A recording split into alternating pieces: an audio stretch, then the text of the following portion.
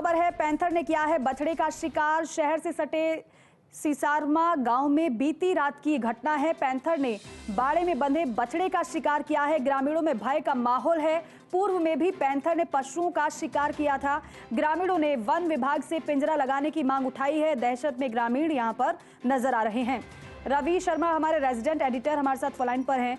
Ravi, panther की वजह से डर के साए में यहाँ के लोग जी रहे हैं, लेकिन एक बार फिर से बछड़े का शिकार पैंथर ने किया है, तो फिर क्या वन विभाग की तरफ से कुछ किया जा रहा है? क्या पिंजरा कोई लगाया गया है इसकी पकड़ के लिए?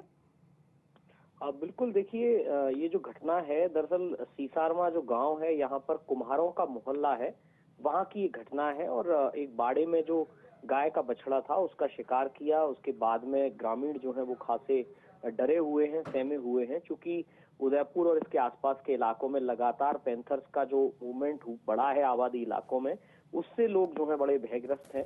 और हालांकि ग्रामीणों के विरोध और आक्रोश के बाद में वन विभाग की टीमें भी वहां पहुंची हैं और सारा मौका मुआयना किया है और पिंजरे लगाए जाने की प्रक्रिया जो है वो शुरू कर दी गई है।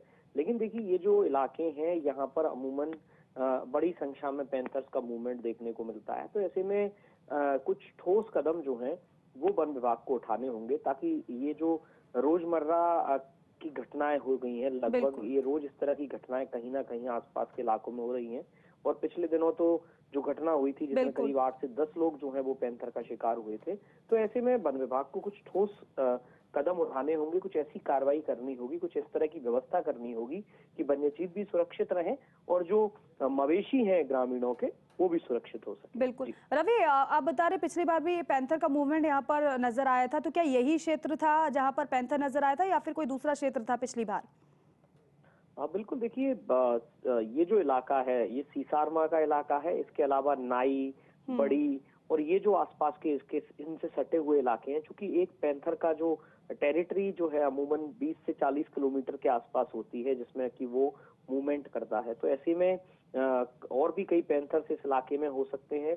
और ये जो इलाका है जिसमें गोरेला गांव है, बड़ी बड़ी तालाब की साइड का इलाका है, मदार की साइड का इलाका है, सीसारमा का ये जो इलाका है, तो ये जो तमाम इलाके हैं ये जंगली इलाके हैं। और यहाँ पर अमूमन अब कितने पैंथर्स हो सकते हैं ये भी वन विभाग के लिए अब तय करना बड़ी चुनौती होता है, क्योंकि वन्यजीव गणना में जितना सामने आता है उसके अलावा भी पैंथर्स के मूवमेंट जो है वो सामने आ रहे हैं। बिल्कुल, कई कदम उठाने की बात आप रवि कह रहे हैं, लेकिन यहाँ पर विस्थापन की भी बात लगातार उठती रही है, तो क्या उसकी वजह से ऐसा हो रहा है या फिर टेरिटरी छोटी पड़ रही है पैंथर के लिए? यही वजह है कि वो रहवासी इलाकों में अक्सर नजर आने लगा है?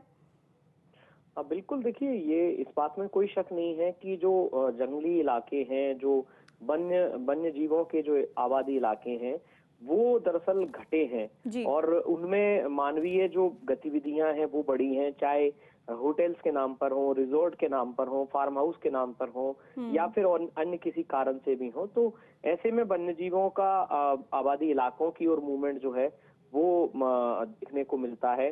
और खासकर जो ग्रामीणों के जो जहाँ पर मवेशी जहाँ रहते हैं वो बड़ा आसान शिकार होता है पैंथर्स और अन्य जो जंगली जानवर है उनके लिए। तो ऐसे में टेरिटरी चिन्हित करना और उसके अलावा बाड़े इस तरीके से तारबंदी करना और कुछ दूसरे जो जरूरी कदम है जिनमें प्रवेश बढ़ाना है पैंथर्स और ऐसे जो जंगली जानवर हैं उनके लिए जंगली इलाकों में ही पानी और भोजन की व्यवस्थाएं जो है वो सुनिश्चित हो सकें। तो ये जो तमाम चीजें हैं, इसके अलावा ग्रामीण जो है वो भी जागरूक हों, वो भी अपनी मवेशियों को लेकर थोड़े सतर्क रहें। तो ये जो तमाम चीजें हैं जागरूकता की हैं, इसके अलावा कुछ तैयारियां करने की हैं, ये समय रहते करने की बहुत आवश्यकता है। और खासकर दक्षिणी राजस्थान का ये जो इलाका है जी, उदयपुर के आसपास के ग्रामीण अंचल का, यहाँ पर बेहद जरूरी है, क्योंकि यहाँ पर पैंथर्स बड़ी संख्या में है। बिल्कुल।